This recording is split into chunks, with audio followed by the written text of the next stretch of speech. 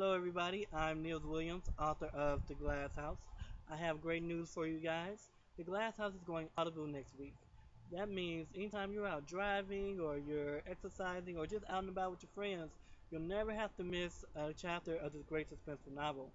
Now, if you prefer the print edition or the Kindle edition, that's fine too.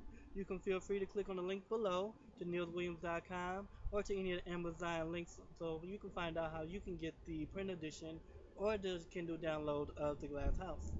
Now, I do have a special treat for you guys. I will be able to provide you with a prologue to the audiobook of The Glass House before the full release next week. So I'm going to go ahead and provide that for you. Hope you guys enjoy it. And don't forget to click on the link below to find out how you can get the audiobook to The Glass House, as well as the print edition and Kindle edition. Have a great day. Prologue. August 29th, 1999. She was only half asleep when she suddenly smelled the potent smoke in the room. She thought to herself, was this just another dream? This was no dream. In fact, it was very much real. The ringing wasn't just in her head either. This was the smoke alarm going off in her home. Oh my God! Jeremy, wake up! Wake up! She shook her husband, who lay beside her unconscious to it all. This is the one reason that she begged him to go to a sleep clinic. He could sleep through an earthquake and the sound of a trumpet. Jeremy, get up! I think something is on fire! Dazed and barely awake himself, he slowly rose and sat up. It took him a second to realize he wasn't dreaming either. He instantly jumped out of bed and stumbled over to the front door. The doorknob was extra warm to touch. He braced himself for the worst possibility. A fire. Like a Band-Aid on a wound, he swiftly pulled the door open. Just as they feared, Jeremy and Lynn could see the amber glare against the newly painted wall over upstairs balcony. He had to deal with something caught on fire before, but those were small. Like the barbecue pit last July that was up a little too high, or the time his daughter let the grease in the skillet burn down. This time, no one was cooking. His two sons were asleep down the hall, so where did the fire come from? Baby, the kids!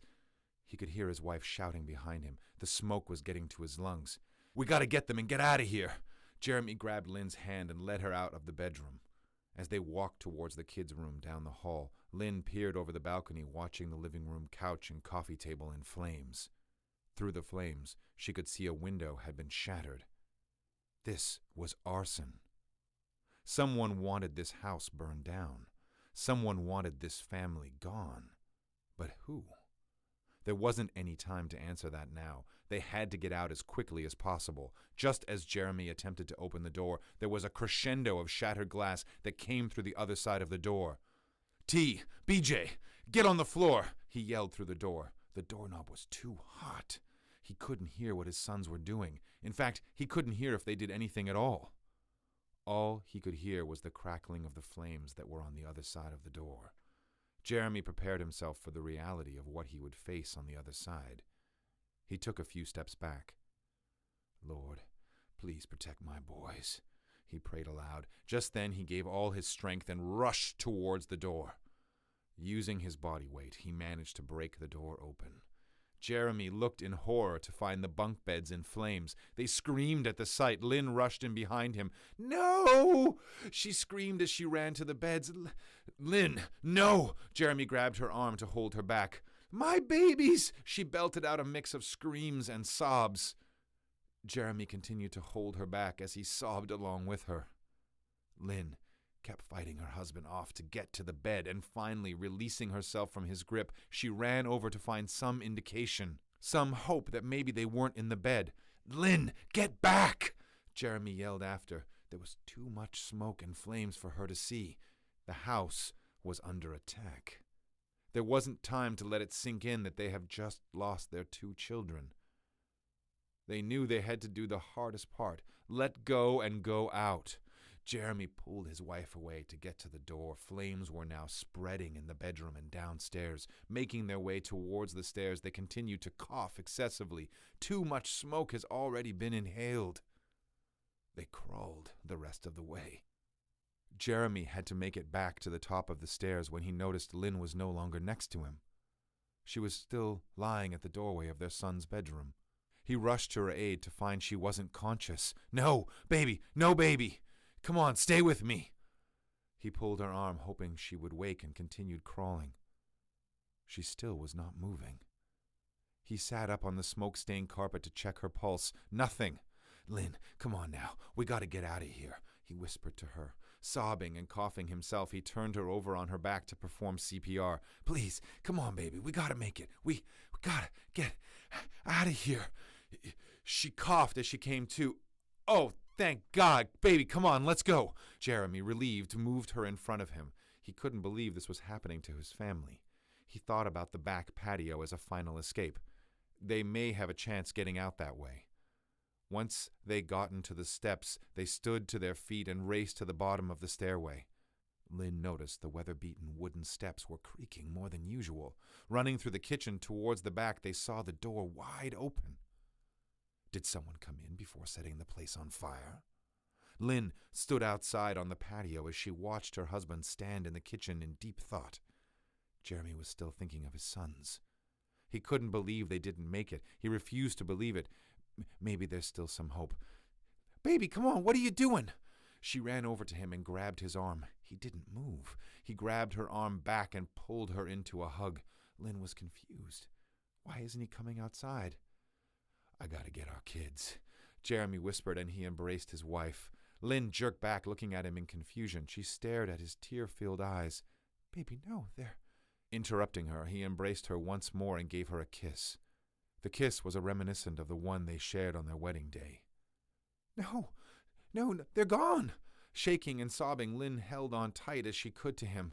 She knew if he went back in, he would not make it out. The flames had spread through the kitchen. Lynn looked behind him at the counter where their oldest daughter once took her first steps. I'm getting our boys. He released himself for her grip and turned. Jeremy, come back, please! She screamed after him. She watched as he dodged the flames rising around him. He made his way back to the steps. He was halfway up when the stairway collapsed beneath him. Lynn watched him disappear through the steps. Screaming after him, she ran in herself. There wasn't a way around the flames anymore. The smoke clouded her vision as she tried moving further in. Jeremy! Coughing and sobbing, she desperately moved closer to try to make it to the steps. Her eyes were burning. She could now barely see. Now that she was back in, there was no way back out. She dropped down to the floor and crouched to the nearest corner of the wall. Realizing there was no way back out, she curled up in a ball and buried her head in her knees. Jeremy, she sobbed. After watching the flames make its way towards the stove, she closed her eyes in defeat. A white Buick pulled up to the burning house. Cops and firefighters were already at the scene. Oh, no. The driver of the car watched the horrific scene. A young girl sitting in the passenger seat watched in stunned silence. She closed her eyes repeatedly, hoping she would see something different each time she opened them. This was a hard sight to witness. She closed her eyes one last time, took a deep breath, and opened her car door. Rushing across the street, she prayed aloud to herself, Please, don't let them be home, Lord. Please. Suddenly, a stretched-out arm stopped her in her tracks. Whoa, young lady, you can't go past this line. The arm belonged to a tall fireman. He peered down at her as he motioned her to move back. What happened? She choked. Arson. We believe someone in this family had an enemy and took it out on the whole darn family. The woman covered her mouth as she gasped. We were able to get the parents out before the fire got to them, but they didn't make it. Too much smoke inhalation, the fireman explained. What? Oh, my God! The woman covered her face and shook her head in disbelief. She then looked up as if she just had an idea. What about the kids? She asked. Oh, they're just fine. They're the ones that called us. The fireman pointed over at the police car behind the woman. 2 boys sat on top of the car with jackets wrapped around them. A family friend and neighbor were sitting next to them, hugging them. Yeah, they said they were trying to make a snack in the kitchen when someone threw fireballs in the house. So they called us and then ran out into the backyard. The woman began sobbing and covered her face again.